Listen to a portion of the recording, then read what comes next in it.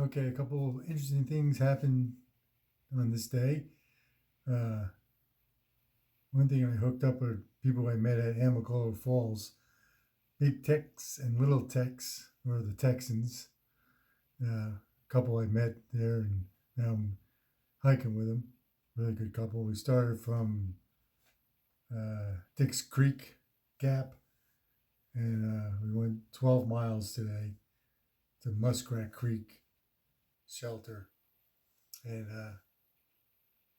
so a couple things cool happened. Meeting those guys are fun to go hike with. She's really fast, but I can't. They kill me on the hills, but I can catch up with them on the downs.